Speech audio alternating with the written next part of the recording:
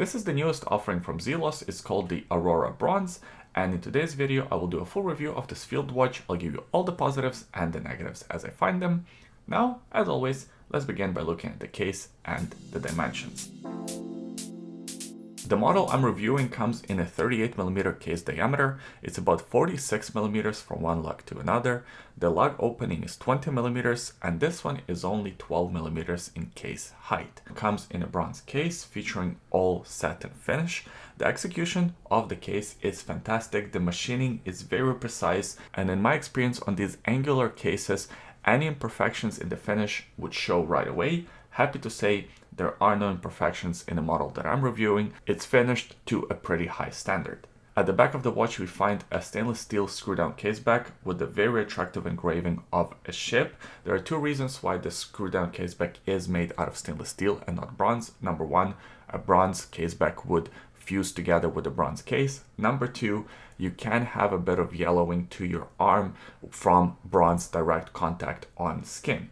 And we're actually going to talk a little bit more about that when we talk about the bracelet. This watch comes with 200 meters of water resistance. It is sort of go anywhere, do anything type of timepiece. And helping with that is a screw down crown. It's located at the 3 o'clock position. It's housed between these two crown guards. Now this crown is signed with Zelos logo, and the logo is actually loomed.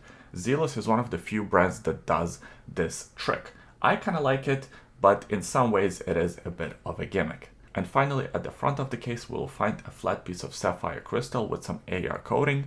The fit of this crystal is excellent. There's pretty much no gap between it and the case.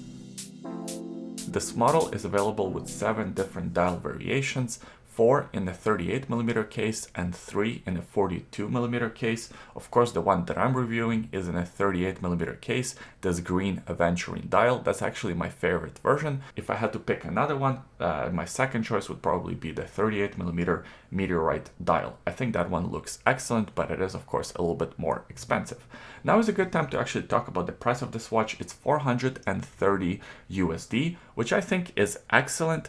I can't believe they're able to get this watch completed in this state for such a affordable price. Of course, affordability is a relative term, but I think all things considered in the landscape of today's watch prices and the micro brand prices, this is an excellent value for money proposition.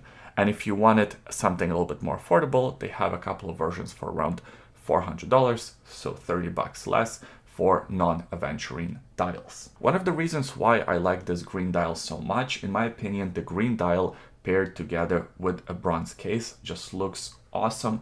It looks like nothing else. Those two color combinations just work together very well. So this one is a bit of a layered dial. First of all, we have the outer track, that's the seconds or the minutes running track, and it's kind of an open rail track, looks very attractive, and it has Arabic numerals for every 5-minute increments. Then on a higher plane, we have this applied aventurine glass dial, which looks very good.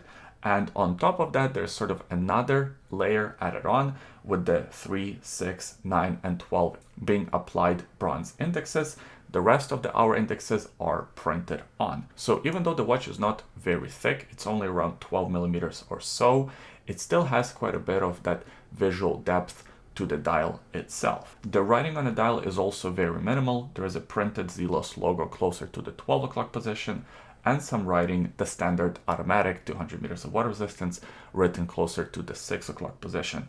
The set of hands are bronze hands. They fit the design aesthetic of this watch, and there's plenty of lume on the set of hands as well as the indexes. As you can see, it's nice, bright. Zelos never disappoints with the lume department. This one is the C3 Super Luminova.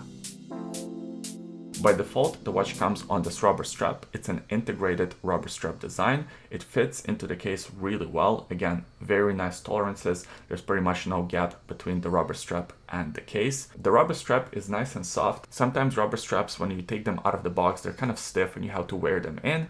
This one is nice and soft right out of the box. It has a couple of loops to hide excess strap and pretty simple hardware, just a Zelos tank buckle, executed in bronze, of course, since this is a bronze watch. Another nice touch with this rubber strap is the fact that it has quick release pins, and that makes it very easy to swap between this rubber strap and something else, like for example, the optional bronze bracelet. Now this bracelet is very different, very unique. I haven't seen anything like it. So on top of the bracelet, you have bronze, and that is to fit, of course, the design and the material of the case.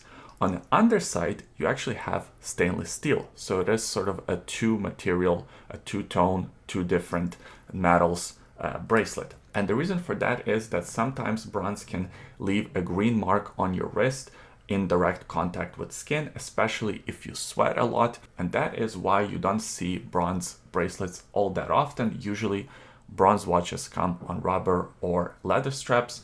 Zelos came up with a pretty ingenious solution to have this bracelet executed with a stainless steel at the bottom. And this bracelet is excellent. It is not cheap, $200 option, but I think looking at the machining here, looking at the tolerances, looking at the fact that it has these screws for resizing and the screws are nice and chunky, looking at the fact that it has this quick release system for quick swap between it and the rubber strap, also looking at this sort of easy link system, easy extension, that's all done really well. There is a lot to like about this bracelet, and it does feel like it's a substantial, expensive type of bracelet. It also changes the look of the watch completely. It makes the watch look more chunky, more substantial, more hefty, because it adds also the weight to the watch.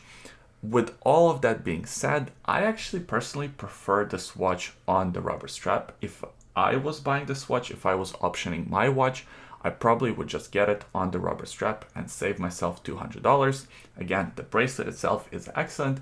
Just my personal preference would be to wear this watch on the rubber strap, and I would save $200. I have about a 7¼ inch wrist, and on my wrist, I think the watch looks excellent, even though it's about 38 millimeters in diameter, and some people would scoff at that and think, oh, that's way too small, I need a 42 millimeter watch. I say, think again, because it has a pretty long lug-to-lug distance. It also has a pretty chunky angular case design, so it does appear larger on your wrist. I think this one wears about 40 millimeters, maybe even more. There's also not too much bezel, so it's pretty much all dial taking up the real estate of this diameter.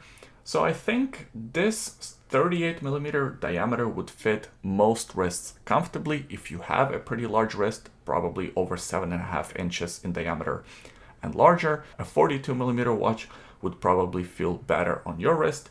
But for the rest of us with the smaller wrists to medium-sized wrists, I think 38 mil is the safe choice. And on the bracelet, the watch also looks excellent. It is more chunky, it is more substantial, it definitely feels heavier on the wrist, and in my opinion, it kind of completely changes the character, the look of the watch. Again, my preference is for the rubber strap, but you do have the option if you choose to buy one of these bracelets. Zelos chose to use a Miyota caliber 9039 for this watch. It's an excellent movement. It beats at 28,800 vibrations per hour. It has 24 joules and 42 hours of power reserve. It does have a loud rotor. However, in this case, you can't really hear it. I think bronze kind of mutes the caliber a lot. It mutes the rotor noise. So here I have no complaint about the rotor noise. And in general, these movements are pretty reliable. They're easy to service. And in my experience, this one has been very accurate. I'm getting within 3 seconds per day, which is excellent. And around $400 price point, you're not really expecting anything higher end than the Miyota movement. Zelos continues to be one of my favorite watch brands. I'm not just saying favorite micro brands, I'm talking about watch brands in general. What they were able to achieve in a few short years is seriously impressive. This watch offers great value for money. It has great quality to it. There's very few negatives that I can talk about, other than maybe the design of this watch. If it doesn't appeal to you, well, there's very little you can do about that. It's just not for you. But if you like the design of this watch, if you like bronze watches, and if you're looking for something like this, every day, go anywhere, do anything type of timepiece, I think you'll be very happy with this one. I appreciate you watching this video all the way until the end. Please give it a thumbs up if you enjoyed it, subscribe to the YouTube channel for more reviews like this in the future, and leave a comment in the comment section below. Let me know what you thought about this Zelos, which dial combination you like best. I always enjoy reading your comments. Thanks for watching, and we'll see you next time. Bye.